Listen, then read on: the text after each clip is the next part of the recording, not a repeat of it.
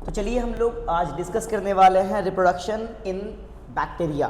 तो वो बैक्टीरिया में रिप्रोडक्शन जो आपका होता है वो दो तरह से होता है। एक आपका क्या है, एक आपका है एसेक्सुअल रिप्रोडक्शन और दूसरा आपका है सेक्सुअल रिप्रोडक्शन। ऐसे दिमाग में आपके आएगा कि सर इसमें सेक्सुअल रिप्रोडक्शन कैसे होगा, क्या इसमें गैमेट बनेगा या नहीं बनेगा। तो इसका हम लोग जिक्र करेंगे बहुत बेहतरीन तरीके से ताकि आपको सारी बातें बहुत ही क्लियर कट हो। सुनिए, तो सेक्सुअल होगा कैसे ये बात करेंगे। पहले एसेक्सुअल का जिक्र कर लें। एसेक्सुअल जो आपका है ये दो तरीके से होता है, ठीक है। एक आपका फेवरेबल कंडीशन में और एक आपका अनफेवरेबल में। अब भाई फेवरेबल में कौन है, फेवरेबल में है बाइनरी फिजन। फेवरेबल में कौन है मेरे बच्चे, बाइनरी फिजन। बाइनरी फिजन जो आपका है वो बैक्टीरिया में होता है। कब होता है बच्चे, तो ये आपका होता है ड्यूरिंग फेवरेबल कंडीशन, जब बैक्टीरिया को फेवरेबल कंडीशन मिलता है तब। लेकिन जब बैक्टीरिया को अनफेवरेबल कंडीशन मिलता है तब क्या होता है, तब उसमें होता है इंडोस्पोर फॉर्मेशन। इंडोस्पोर फॉर्मेशन होता है। ये बात समझ में आ रही है। अब कहिएगा सर ये क्या होता है इंडोस्पोर फॉर्मेशन। तो बाबू इंडोस्पोर फॉर्मेशन का मतलब होता है एक ऐसा आपका आउटर कवरिंग बन जाना अनफेवरेबल कंडीशन में जो बैक्टीरिया को बचाता है किससे, हार्श कंडीशन से या अनफेवरेबल कंडीशन से, जैसे हाई टेम्परेचर है ना, इनसे बचाएगा। बाइनरी फिजन कब होगा भाई, तो ये होगा ड्यूरिंग फेवरेबल कंडीशन। ये बात समझ में आ रही है। जब फेवरेबल कंडीशन इसे मिलेगा, ऐसा कंडीशन जिसमें ये आराम से जिंदा रह सके, तब क्या करेगा, बाइनरी फिजन। लेकिन जब इसे फेवरेबल कंडीशन नहीं मिलेगा तब क्या करेगा, ये इंडोस्पोर फॉर्मेशन। यानी ये कब होगा, ये होगा ड्यूरिंग अनफेवरेबल कंडीशन। कब होगा, ड्यूरिंग अनफेवरेबल कंडीशन। क्लियर है। कब होगा मेरे बच्चे, ड्यूरिंग क्या, अनफेवरेबल कंडीशन। ये बात आपको समझ में आ गई होगी। अब दिमाग में ये आएगा सर इसमें जो आपका सेक्सुअल रिप्रोडक्शन कैसे होगा। तो भाई सेक्सुअल रिप्रोडक्शन जो इसमें होगा वो आपका पैरासेक्सुअल होगा। अब ये पैरासेक्सुअल क्या होता है सर, सुनिए। पैरासेक्सुअल ऐसा टाइप ऑफ रिप्रोडक्शन होता है मेरे बच्चे जिसमें आपका डायरेक्ट डीएनए ट्रांसफर होता है। डायरेक्ट डीएनए ट्रांसफर होता है एक बैक्टीरिया से दूसरे बैक्टीरिया में, ना कि गैमेट बनता है, ना कि फर्टिलाइजेशन होता है, ठीक है। इसमें क्या होता है, तो इसमें आपका होता है डीएनए ट्रांसफर। ये आपका डीएनए ट्रांसफर मेथड है। कहिएगा सर डीएनए ट्रांसफर करके क्या करेंगे, तो डीएनए ट्रांसफर करके बैक्टीरिया को ज़्यादा आपका बेहतर बनाया जा सकता है, ठीक है। और ये क्या है, डीएनए ट्रांसफर मेथड, और ये क्या है, प्रिमिटिव मेथड है। ये कैसा मेथड है मेरे बच्चे, प्रिमिटिव मेथड है। मतलब ये एक ऐसा मेथड है जो बहुत पहले से फॉलो होता आ रहा है। क्लियर ये बात। तो आपने सीख लिया। अब ये बात जो है हम लोग और डिटेल में बात करेंगे। पहले बाइनरी फिजन का बात करेंगे, देन आफ्टर इंडोस्पोर फॉर्मेशन का, और डिटेल में बात करेंगे सेक्सुअल रिप्रोडक्शन कैसे होता है, पैरासेक्सुअल कैसे होता है। तो चलिए हम लोग बात करते हैं क्या, बाइनरी फिजन का। आइए, तो सबसे पहले हम लोग बात करते हैं बाबू बाइनरी फिजन। तो देखिए बाइनरी फिजन जो आपका है, सबसे पहली बात मैंने क्या बताया आपको, ये कब होता है, फेवरेबल कंडीशन में। एकदम सही बात है भाई, ये कब होगा, फेवरेबल कंडीशन में, ठीक है। अब याद ये रखना है ये कब होगा भाई, पहले याद रखिएगा ड्यूरिंग फेवरेबल कंडीशन, ठीक है। जब इसे सारा फेवरेबल कंडीशन मिलेगा तब होगा, ड्यूरिंग फेवरेबल कंडीशन। दूसरी बात बहुत इंपॉर्टेंट, मोस्ट इंपॉर्टेंट, ये बैक्टीरिया का मोस्ट कॉमन मेथड है। क्या है, most common method asexual reproduction का, ठीक है। तो ये क्या है मेरे बच्चे, मोस्ट कॉमन मेथड है ना, मोस्ट कॉमन मेथड ऑफ क्या, एसेक्सुअल रिप्रोडक्शन, ठीक है। किसमें भाई, तो बैक्टीरिया में मेरे बच्चे, किसमें, इन बैक्टीरिया। ये बात समझ में आ रही है।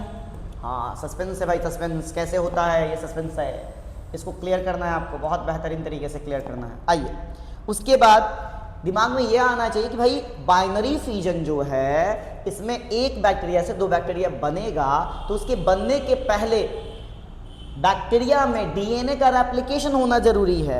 यानी आपका ये रेप्लिकेशन ऑफ डीएनए कौन करता है, एक बात दिमाग में लाओ, ये डीएनए का रेप्लिकेशन बैक्टीरिया में कौन करेगा। आपने पढ़ा होगा सेल, उसमें पढ़ा होगा प्रोकैरियोटिक सेल, तो उसमें आपका प्रोकैरियोटिक सेल का मेन मेंबर कौन है, मेन मेंबर है बैक्टीरिया। उसमें आपका जो डीएनए का रेप्लिकेशन होता है वो कौन करता है भाई, मेसोसोम्स करता है। कौन करता है मेरे बच्चे, मेसोसोम्स। तो आपका मेसोसोम्स क्या करेगा, मेसोसोम्स करेगा बच्चे हेल्प इन क्या, हेल्प इन क्या, डीएनए रेप्लिकेशन,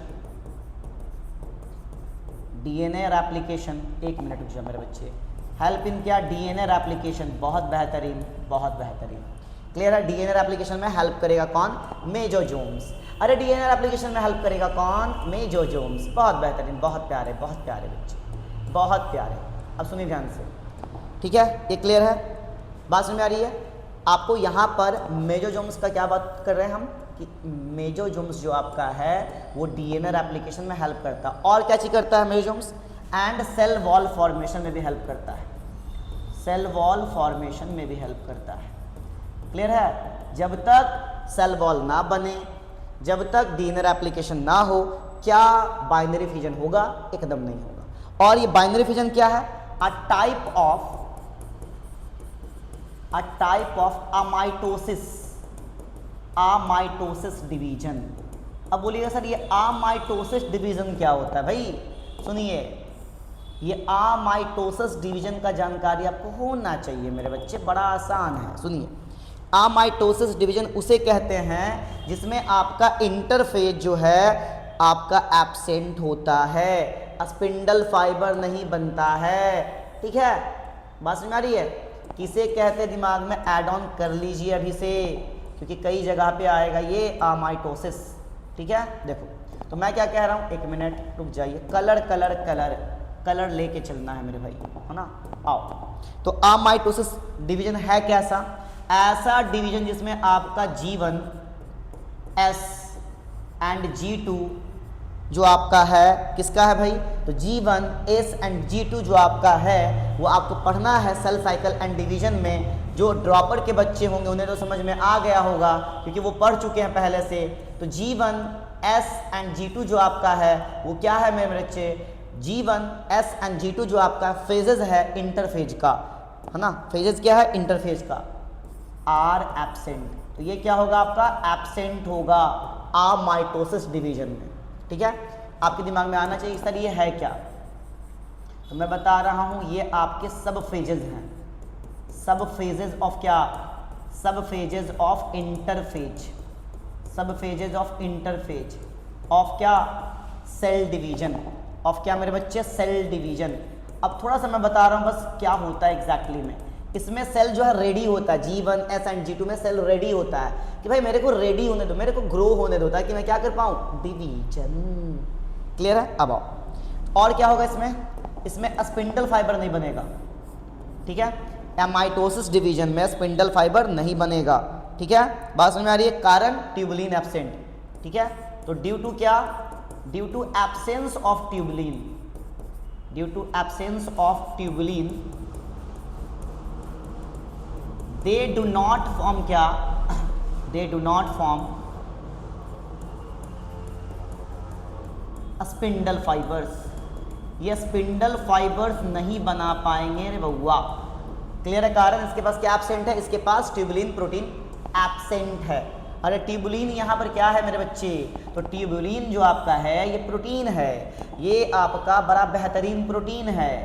ठीक है, जो आपके क्या चीज़ में हेल्प करता है, जो आपके स्पिंडल फाइबर को बनाने में हेल्प करता है, और बहुत सारे काम है आगे आपको पढ़ना है। तो प्रेजेंट कहाँ होता है ट्यूबुलिन सर, तो ट्यूबुलिन प्रेजेंट होता है हमारे बच्चे यूकैरियोटिक सेल में। किसमें प्रेजेंट होता है, यूकैरियोटिक सेल में।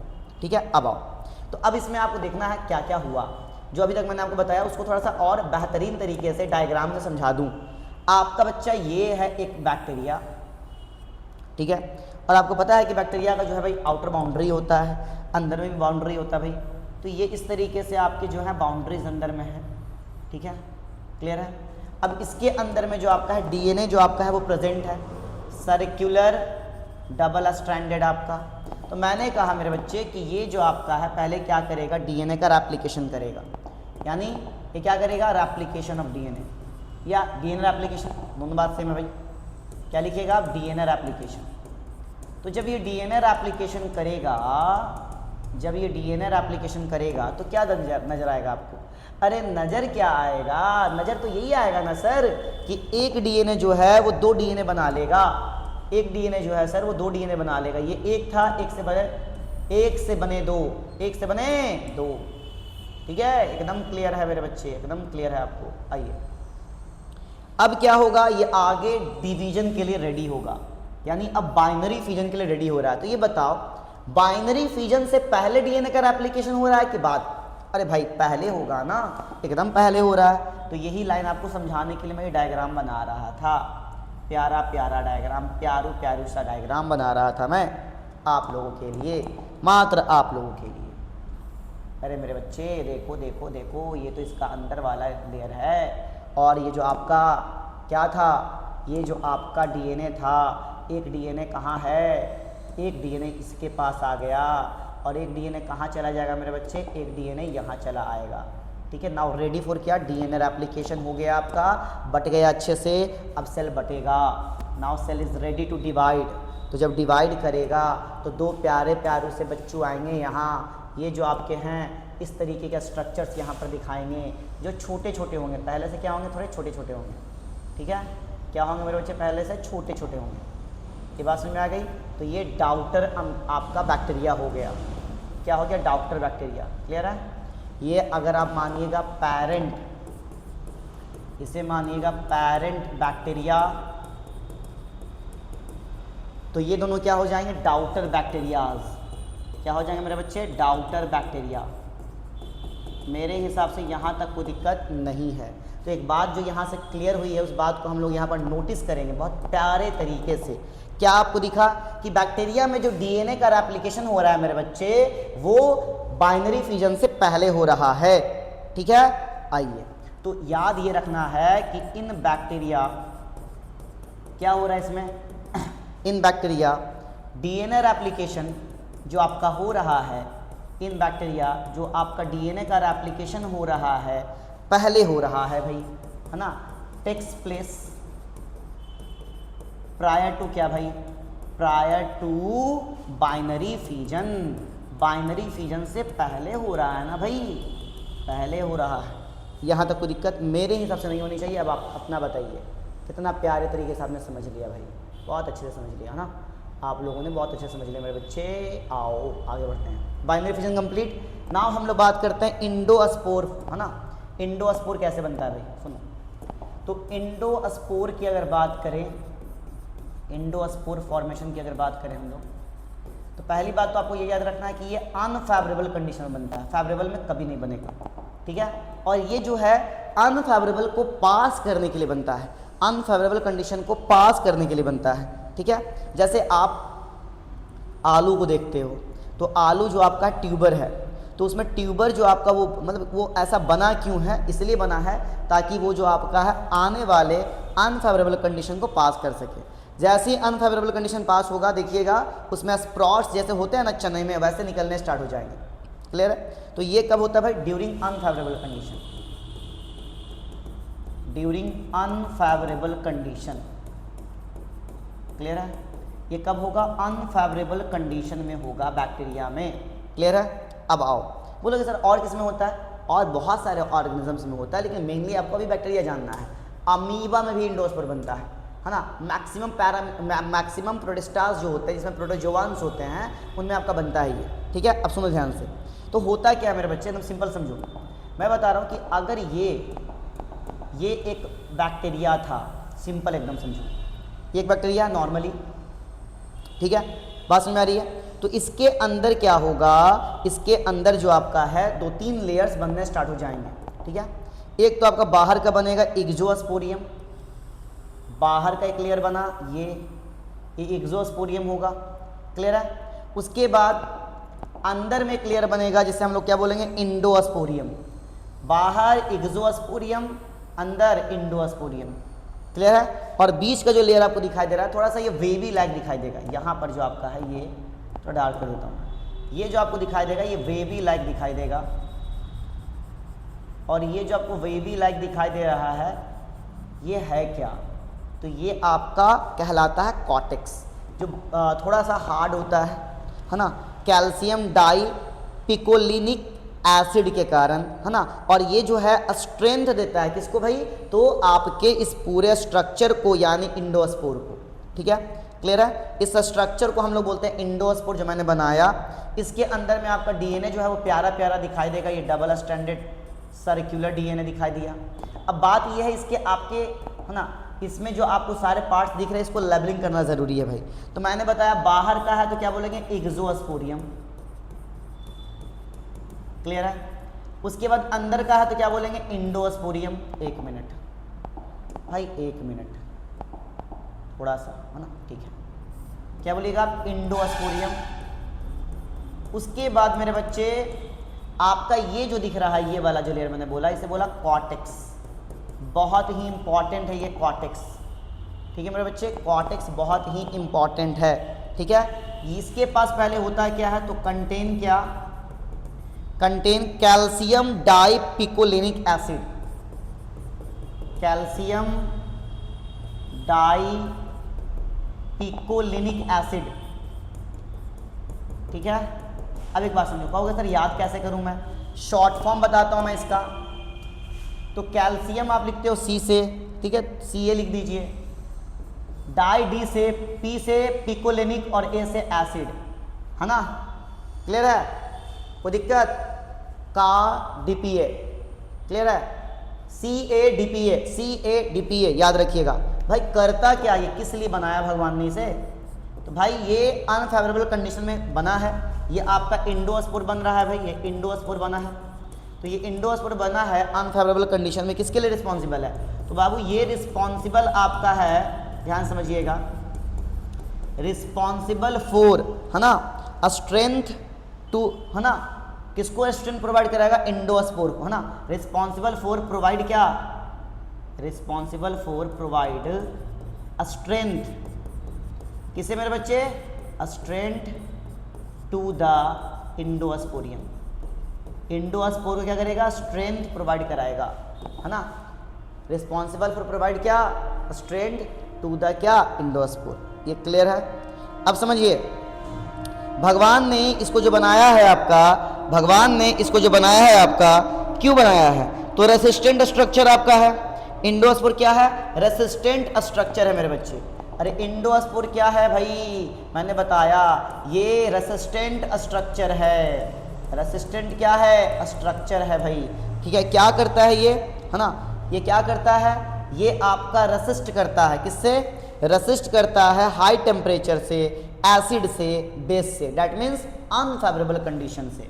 तो resist the bacteria from, resist the bacteria, है ना, किससे भाई, from unfavourable condition, unfavourable condition.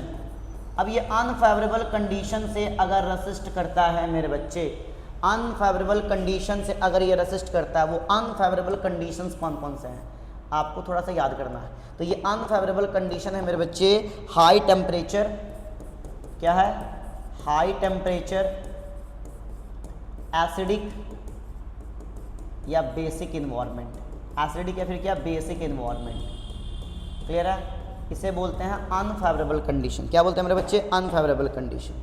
ये बात आपको समझ में आ गई होगी। अब सुनिए ध्यान से, आपका जो है जब बैक्टीरिया इस कंडीशन में जाएगा तो क्या क्या उसके अंदर नजर आएगा, तो बाबू समझिएगा, जब भी बैक्टीरिया इंडोस्पोर फॉर्मेशन के लिए जाएगा, ठीक है, तो अनफेवरेबल है। तो ड्यूरिंग अनफेवरेबल कंडीशन जो आपका है, ड्यूरिंग दिस कंडीशन ऐसे कह सकते हो, तो इस कंडीशंस के दौरान, ड्यूरिंग क्या, दिस कंडीशन, आपका बैक्टीरिया कैसा दिखेगा, बैक्टीरिया में क्या क्या दिखेगा, समझिए ध्यान से। इसमें आपका जो है वाटर कम हो जाएगा, अमाउंट ऑफ वाटर जो है मेरे बच्चे वो क्या हो जाएगा, एक मिनट रुक बहुत अच्छे से ना, आराम आराम से चलेंगे ना। इसमें क्या हो जाएगा, अमाउंट ऑफ वाटर जो आपका है वो लो हो जाएगा, पहला चीज़।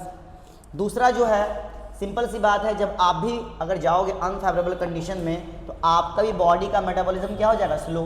तो इसके बॉडी का भी मेटाबॉलिज्म का मतलब क्या मेरे बच्चे, आपके बॉडी के अंदर होने वाले केमिकल रिएक्शंस जिससे या तो एनर्जी बने या तो एनर्जी खर्च हो, उसे मेटाबॉलिज्म कहते हैं। तो मेटाबॉलिज्म क्या हो जाएगा, लो हो जाएगा। ठीक है, क्लियर है, बात समझ में आ रही है। अमाउंट ऑफ वाटर लो हो जाएगा, कम हो जाएगा, मेटाबॉलिज्म भी कम हो जाएगा, यानी ये आपका पेरिनेट करेगा, मतलब पेरिनेशन में हेल्प करता है, मतलब आपका जो भी अनफेवरेबल कंडीशन है उसको पास करने में हेल्प करता है। पास मतलब उसको पास करने का मतलब हुआ, नहीं बोलते पास, चलो पास हो गया तुम जाओ निकलो यहाँ से भाई। तो पास करने का मतलब है कि अपने अनफेवरेबल कंडीशन से निकल के बाहर आने में हेल्प करता है, उसको पास करने में, अनफेवरेबल कंडीशन में अपने आप को बनाए रखने में हेल्प करता है। क्लियर है, डैट मीन्स क्या चीज़ में हेल्प करता है भाई, डैट मीन्स ओनली क्या, only means of perennation. Clear है, पेरिनेशन का मतलब होता है पास द अनफेवरेबल कंडीशन। इसका मतलब क्या होता है मेरे बच्चे, इसका मतलब होता है pass the unfavourable condition, pass the क्या, अनफेवरेबल कंडीशंस, पास द क्या मेरे बच्चे, अनफेवरेबल कंडीशन, इसको बोलते हैं पेरिनेशन। क्या बोलते हैं, पेरिनेशन। क्लियर है, आप समझिए ध्यान से। अब यहाँ पर ये समझना है सर, ठीक है तो क्या होगा सर, बात समझिए। देखो ये एंडोस्पर बना हुआ आपका है, इसको ले लिया जाए, आइए भाई आप आ जाइए यहाँ। तो बाबू ये जब आपका यहाँ आया, देखो ध्यान से, बहुत अच्छे से, बहुत अच्छे से, बहुत बेहतरीन तरीके से भाई देखो, तो ये आपका एंडोस्पर मैंने यहाँ लाया। अब ये एंडोस्पर जो आपका यहाँ आया है मेरे बच्चे, इसमें क्या आपको समझना है कि ये आपका जैसे ही ये अनफेवरेबल कंडीशन बना था, जैसे ही इसको आप फेवरेबल कंडीशन दोगे, क्या दोगे, फेवरेबल कंडीशन दे दिया आपने। तो जैसे ही आप इसे फेवरेबल कंडीशन देंगे, जैसे ही आप इसे क्या देंगे, फेवरेबल कंडीशन, तो क्या होगा, जैसे ही ये फेवरेबल कंडीशन में रिटर्न आएगा, ठीक है, रिटर्न आया फेवरेबल कंडीशन में, तो आपका ये जो है वापस से अपना ग्रोथ करने लगेगा। यानी आपका ये जो नज़र आ रहा है ये वापस से अपना ग्रोथ करने लगेगा। डैट मीन्स ये आपका आया, इसके अंदर में जो एक लेयर आपको नज़र आता है वाइट वाला, वो तो नज़र आएगा भाई, जो फोल्डेड के फॉर्म में रहता है, मेसोसोम्स वगैरह बनाता है। और ये जो आपका डीएनए है, ये तो डीएनए आएगा ही, ठीक है भाई, डीएनए आएगा, डबल है तो डबल बना लीजिए। क्लियर है, डबल स्ट्रैंडेड डीएनए आपको दिखेगा। क्लियर है, और ये जो डबल स्ट्रैंडेड डीएनए आपको दिख रहा है मेरे बच्चे, ये आपका जो है आगे क्या करेगा, आगे आपका डीएनए जो है, ये जो डीएनए आपका है ये स्टार्ट क्या कर देगा, सुनो ध्यान से बात को अच्छे से समझना, ये जो है आपका स्टार्ट कर देगा डीएनए से आरएनए बनाना और आरएनए से प्रोटीन बनाना। सिंपल सी बात है, जब तक प्रोटीन नहीं बनेगा तो कोई भी सेल ग्रो नहीं करता, कोई भी सेल जब ग्रो नहीं करता तो कोई भी सेल डिवाइड नहीं करता। ठीक है, बात समझ में आ रही है। तो ये आपका जब बन जाएगा, प्रोटीन्स वगैरह बनना स्टार्ट हो जाएगा, मेटाबॉलिज्म स्ट्रांग हो जाएगा, मेटाबॉलिज्म फास्ट हो जाएगा मेरे बच्चे, प्रोटीन बनेगा तो क्या करेगा, हेल्प इन क्या, हेल्प टू फॉर्म और बहुत सारा बैक्टीरिया, हेल्प टू फॉर्म क्या, न्यू बैक्टीरियम, नया बैक्टीरिया बनाने में क्या करने लगेगा, आपका हेल्प करने लगेगा। बहुत बेहतरीन तरीके से आपने बैक्टीरिया का एसेक्सुअल रिप्रोडक्शन पढ़ा। अगले लेक्चर में हम लोग बात करेंगे बैक्टीरिया के अंदर पाए जाने वाले प्रिमिटिव, है ना, पारा सेक्सुअल रिप्रोडक्शन की। तब तक के लिए धन्यवाद।